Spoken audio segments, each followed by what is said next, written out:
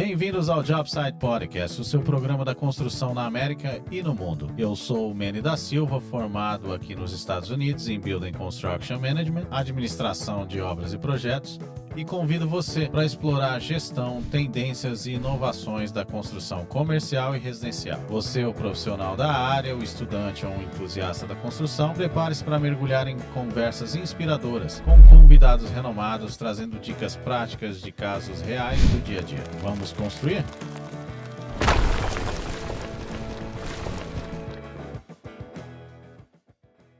Bem-vindos a mais um Jobsite Podcast, a voz da construção nos Estados Unidos. Eu sou o Manny da Silva, você já me conhece, builder, consultor da construção aqui nos Estados Unidos, em Massachusetts, para vocês brasileiros da nossa comunidade e do mundo. Como prometido sempre, vamos sempre trazer uma celebridade da construção, uma pessoa que tem como agregar a nossa comunidade e o mundo também. Hoje eu tenho aqui o Renan Costa, da Venetian Plaster, um artista do Plaster, e conversando com ele, conhecendo mais ele, depois de admirar o trabalho dele na internet. Eu admiro muito o trabalho dele na internet, sigo ele faz um tempo já. Conversando com ele a fundo, descobri outras coisas, que ele é um grande especialista também da segurança do trabalho e da elevação profissional, da liderança, trabalho com pessoas aí, uma coisa que o mundo precisa, né? Renan, seja bem-vindo. Obrigado, Manny. Obrigado por essa oportunidade. É um prazer ter você aqui. Eu que agradeço você separar um tempo para vir conversar aqui com a gente. Vamos saber aí de você, cara. Que história interessante. Bem legal mesmo. Bora lá, né? Bora bater um papo. Conta aí para nós o que foi que te levou a trabalhar com Venetian Plaster. Como você descobriu o quanto que você é bom nisso daí. Aquele trabalho magnífico seu que eu vejo. E depois nós vamos entrar na parte do outro projeto seu que está muito interessante. Obrigado. Então, de novo, né? Obrigado pelo convite. Obrigado por botar a minha cara, né, pro mundo. E, é um prazer, e obrigado por me chamar de celebridade. Não, é sim. Obrigado. Artista é um artista, tem que ser Obrigado, exaltado. De verdade. Eu faço sempre com o maior cuidado. Como a gente estava conversando no off, né? Eu sempre faço como se fosse para mim mesmo. E descobri o Venetian Plaster há quase 3 anos atrás, né? É uma história que eu já tenho contado bastante, pra quem me pergunta. A gente morava na Carolina do Sul, minha esposa e eu. A gente morava em Colômbia, né? Diante de algumas dificuldades econômicas lá, por ser um estado bem frágil, né? Desenvolvimento ainda, né? Exato. Você conhece, né? Então, não era sempre que tinha trabalho. Eu tinha uma companhia de pisos, né? Prestava serviço para algumas empresas lá, para uma empresa em maior número, né? Mas bem fraco. Eu cheguei a ficar 2 meses, praticamente quase sem fazer nada. Fazendo um trabalho, outro semanalmente, olhe lá. Não. Então, diante daquelas dificuldades, eu comecei a buscar algumas alternativas, até mesmo para preencher a cabeça. E aí eu bati de frente com o pessoal fazendo aquelas artes lá no Brasil, que eles chamam lá de marmorização, a arte da marmorização. E eu falei, cara, eu preciso aprender a fazer esse negócio. E aí eu fui buscando, estudando, tentando encontrar materiais que aqui não tem. Os materiais que usam no Brasil não se tem aqui, né? A gente não tem. Interessante. E aí eu descobri, a partir dessas pesquisas, dessas buscas, outra arte. Que no caso é a arte, vamos dizer que é a arte mãe da marmorização no Brasil, que é o Venetian Plaster. Que traduzindo, né, para o nosso português é o gesso veneziano, que nada mais é do que um composto de pó de mármore, água, o limestone, né, que é o cal, e componentes naturais ali, pigmentos naturais. E os artistas lá da época, isso fazendo um retrocesso lá atrás, fazendo uma retrospectiva, os artistas lá atrás, eles descobriram que quando eles compactavam aquela massa em várias camadas, o brilho vinha.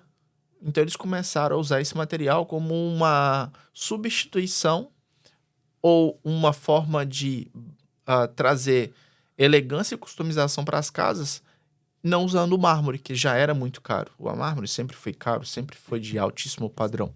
Eles começaram a usar esse material na decoração das casas. era utilizado tanto como efeitos mais rústicos quanto como efeitos mais próximos de mármore, né? Pedras polidas. E aí utilizava-se fogo, em alguns casos, para fazer a extração de brilho. Se utilizava água, como é feito no plaster, né? No plaster regular. E se utilizava também pedras para fazer a fricção e fazer o brilho, exatamente. Interessante. Então existiam vários tipos de técnicas para trazer esse aspecto parecido da pedra natural. Exatamente. Interessante. Eu trabalhei com mármore e granito num dos meus trabalhos aqui, e eu aprendi a lixar, né? Lixar o mármore e o granito e trazer o brilho, aquele processo de diminuindo as lixas até. Exato. O granito tem um pó especial para trazer o brilho, e o mármore é o ácido, né? Joga o ácidozinho. Interessante, eu não sabia que o brilho do plástico ia trazendo nas camadas e na fricção. Exato. E hoje no Brasil, só falando sobre um pouquinho da diferença, no Brasil eles utilizam só as massas sintéticas, né? As massas quimicamente modificadas. Eu já trabalho com os materiais originários italianos, que são de base mineral. Então, as extrações de brilho, por exemplo, né, do Brasil, falando-se de marmorização, são feitas com lixamento, né? Igual é feito no mármore. Já eu faço todo o processo de extração de forma artesanal. É uma troll especial que a gente vai fazer na compactação, que a gente chama de compactação ou laminação, e ela vai fazendo o esticamento dessa massa, fazendo o juntamento dessa massa, né, vamos dizer assim, de uma forma mais bruta, e ela vai trazendo brilho. Entendi. E quais são as seções das casas, das mansões que você mais faz? As paredes. Geralmente eu faço banheiros, faço bastante banheiros, tanto paredes quanto tetos. Faço muita fireplace, né? As chaminés, né? As lareiras. Faço muito kitchen hoods, bastante. Salas. Faço salas, tetos de salas, né? Tetos de áreas de meditação, por exemplo. E uma curiosidade, Renan, quando você está trabalhando com decoradores, com arquitetos, eles pedem um sample assim na parede para fazer, ou eles pedem um livro? Então, eu trabalho de duas formas, né? Primeiro, eu chego me apresentando bem, realmente, para que eles já tenham um impacto visual e a primeira venda já aconteça. Eu tenho meu book de projetos e sempre, mesmo com o book de projetos, eles me pedem um sample para ser apresentado. Então, esse sample já traz um pouco da realidade do produto e da cor. Qual vai ser o produto e qual vai ser a cor. Geralmente eu faço num sample ou em MDF ou eu faço num drywall, né? Num 2x2. Entendi. Exato. Ai, que interessante. Eu imaginei, porque era curiosidade, eu não sabia, porque eu nunca tive nas minhas renovations um Venetian plaster. Assim, eu tive pinturas, né? Teve aquela... Tinha uns rolinhos antigamente, né? Que faziam uma textura na plaster. Mas nunca tive um Venetian. E eu imaginei como é que... Porque as designers e os arquitetos, eles pedem sample de tudo, né? Pedem. De tudo. De piso, né? Cor de piso, eles pedem 3, 4 pisos. Exato. Interessante. Aí eles você faz numa drywall e leva para eles. Exato. Já tive designer que já me pediu 6 samples. Olha. Eu sei como é. Eu sei como é. Eu não entro em design porque realmente você tem um pouco de designer. Eu tenho um grande amigo que tem uma empresa de pintura também, que ele entra em design, e eu tenho o costume de falar para ele, eu não entro em design, que é outra mente. Para mim, se fosse construir uma casa, ia ser tudo preto, cinza e branco, e tá bom demais. As pessoas sempre me perguntam, como é que é trabalhar para o designer? É muito difícil. Porque é realmente trazer o que eles têm na cabeça, o abstrato deles, para o real. Concreto. Para o concreto. Então, trazer algo que é abstrato para o físico não é fácil. Não é fácil. Não é fácil. Eu sempre faço essa analogia porque as pessoas falam para mim, você ficou muito direto, você ficou muito sistemático, você ficou muito exato. E eu falo para eles, eu acho que é decorrer da minha profissão, é decorrente da minha profissão. Porque eu tenho que pegar coisas que estão no papel, eu tenho que pegar expectativas que o cliente está na cabeça, né? Apesar que eu não sou designer, mas eu sou um construtor, né? Então o cliente fala assim para mim, eu quero assim, assim. E aí eu não tenho outra opção a não ser materializar aquilo. Então eu não posso ficar rodeando com palavras, falando bonito, sabe? Tentando convencer o cliente com conversa. Eu tenho que ir lá e isso faz a gente ficar dinâmico. Exato, direto. Por isso que o pessoal da construção fala assim, nossa, o pessoal da construção é Bruto. bruto, grosso. Não, não é bruto e grosso. É porque a decorrência da profissão deles, eles ficam assim, acabou já de falar? Então tá bom. Então deixa comigo agora. Deixa eu fazer. Aí isso daí causa um certo desconforto, né, nas pessoas que querem. Mas é verdade, Mas muito como difícil você mesmo. falou, como você falou, se você ficar dentro da construção, no seu caso, né, da parte mais brutalista, ficar enrolando, ficar fazendo... Conversando.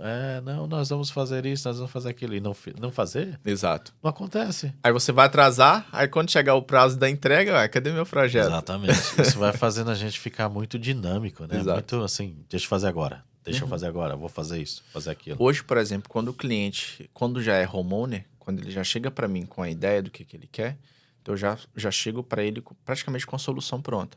Eu tenho um projeto aprovado para a semana que vem, com uma remodelação de um banheiro. Eu estava até falando com você. A gente vai remodelar ele sem quebrar nada. A gente definiu a cor, só que no caminho para casa, eu estava pensando, cara, eu acho que essa cor ela vai ficar muito, muito branca. Então eu vou pedir uma cor adicional só para make sure, só para ter certeza. Segunda, À noite a cliente me liga, Renan, a gente decidiu aquela cor, eu acho que aquela cor vai ficar muito branca. Eu já respondi ela na hora, falei, mas eu já pedi um adicional e a gente vai trabalhar dessa forma. Mas isso é por causa da sua capacidade de interpretar o ambiente, interpretar o olho do cliente, o que o cliente está pensando, e até uma intuição, sabe? Exato. Quando você sincroniza com o cliente, porque você sai da obra às vezes e fala, o cliente não está 100% seguro com isso, né? E essa foi exatamente minha palavra. O pensamento dela estava sincronizado. Às vezes eu vou com pessoas que eu dou consultoria, eu vou visitar o cliente, né, e fazer a reunião da obra. E aí eu falo para ele, esse cliente não gostou disso daí não. Ele vai te ligar e vai mudar disso. Aí eles ligam para mim e falam isso. Como é que você sabia? Eu falo, eu vi na sobrancelha. Eu vi no na gestual. Cara, no gesto, na body language dele, né? Na linguagem corporal, eu já tinha visto que ele estava... E quando o cliente está na dúvida, não está certo, com certeza isso é um dom. Isso é um dom. É bom. Isso mostra quanto profissional você é, quanto que você sabe do cliente.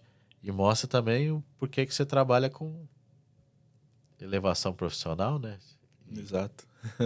E liderança, né? De liderança da segurança do trabalho. Exato. Esse é outro tópico que a gente quer apresentar aí do seu lado. Para quem não sabe, o Renan tem a profissão, né, Renan? Eu vou deixar você falar sobre isso. Tá bom. Vamos lá, né? Então, esse era um caso que estava meio que adormecido, mas em alguns meses atrás, conversando com alguns profissionais daqui, eu notei uma certa dificuldade, uma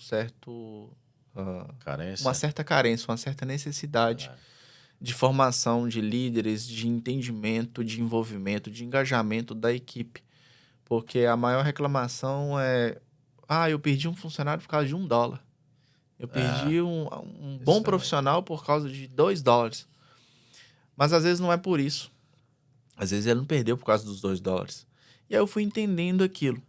E como eu te falei, né? Como a gente conversou no off aí, eu sou especialista em saúde e segurança do trabalho, né, no Brasil. Me formei nessa área em 2009.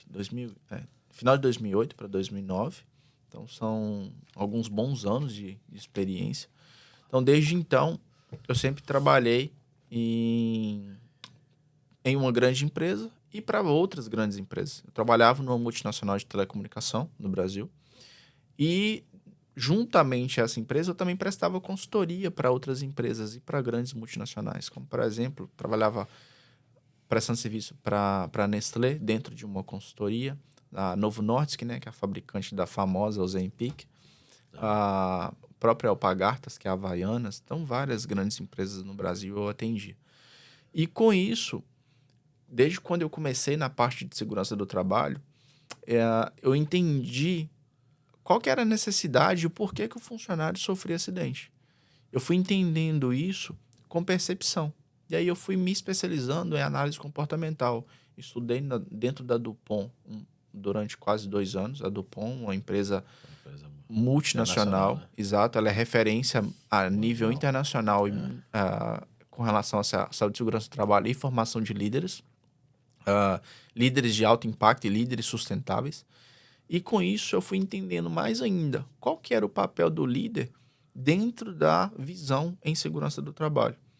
E aí a gente foi, dentro desses pilares, que era basicamente liderança e segurança do trabalho, a gente foi caminhando junto e criando processos, criando estruturas e programas, fazendo com que a liderança tomasse realmente o seu papel de dono do ambiente e cuidasse não apenas da operação, mas que cuidasse individualmente, de forma humanizada, de cada um que estava ali fazendo o processo acontecer, que era a mão de obra operacional. Que interessante. Exato. E você conseguiu aplicar isso aqui na sua turma? Sim, eu estou aplicando aqui. Tanto que hoje, os meninos que trabalham comigo, né? Se eu não estou no ambiente de trabalho, eles agem da mesma forma que eu ajo. Isso daí eu acho que é uma dor gigantesca aqui nos Estados Unidos. Não aqui nos Estados Unidos, acho que no mundo inteiro. É você conseguir aplicar toda a sua qualidade, todo o seu standard, né? Uhum. Toda os seus requerimentos na equipe toda, para que quando você não esteja na obra, a qualidade seja mantida na mesma altura, né? Exatamente. Não acho que é por causa uma coisa culposa das pessoas ou uma falta de conhecimento. Eu acho que é mais que um caminho obrigatório para as pessoas irem para uma parte bem rústica, aprenderem uma profissão aqui às vezes, né? Uhum. Focarem naquela profissão e aí volta naquele negócio que a gente falou de ficar bem dinâmico, bem fechado. Uhum. Quando eles têm a ascensão, que eles começam a subir na profissão que eles aprenderam e desenvolveram aqui, aí é que eles ficam perdidos e não conseguem, né, transpassar aquilo que eles aprenderam para as pessoas que estão trabalhando com eles. Né? Exato. Que isso é uma falha, é um déficit que acontece na maioria das empresas. É um déficit que acontece, se a gente for analisar, é um déficit de treinamento. É um déficit de treinamento. Exato. É um déficit capacitação. Por que hoje? Por que uma pessoa hoje ela se torna empreendedora aqui? Basicamente por necessidade. Ela não se torna empreendedora porque ela tem um sangue empreendedor.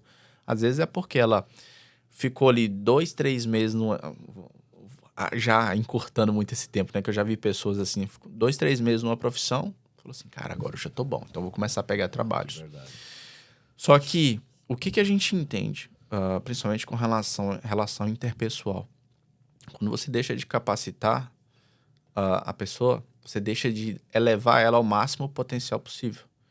Então, você não capacita, ela fica mediana, né? Que a gente chama ela fica medíocre, ao invés dela... E aí transfere para o resultado. Transfere para o resultado, exatamente. Exatamente.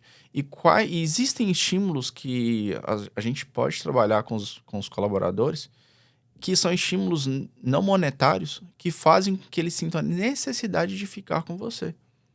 Como, por exemplo, um tapinha nas costas. Falar assim, cara, o seu dia hoje foi muito bom produtivo, obrigado, bom trabalho. Somente isso. Lógico, existem pessoas que se estimulam por vários fatores. Cada pessoa se estimula por um fator. Umas são por dinheiro, outras são por estímulos emocionais, outros são por necessidade. Então, cada uma vai se estimular de uma forma. E aí o treinamento da liderança e o treinamento comportamental, ele vai de encontro a isso como entender a personalidade e a humanização, vamos dizer assim, entender como é que essa pessoa funciona. Como é que ela pensa? Interessante. Então, é pensar como ela pensa. E aí a gente traz um aspecto que é o sentimento de dono. Eu vou agir como o dono da empresa age. Entendi. Uau. Você está escrevendo um livro, né, sobre isso, Ana? Tô. Era um segredo, mas a minha editora que está escrevendo junto comigo já Pediu Já para antecipar. Já pediu para antecipar, então a gente está escrevendo um livro, sim, sobre liderança e segurança do trabalho.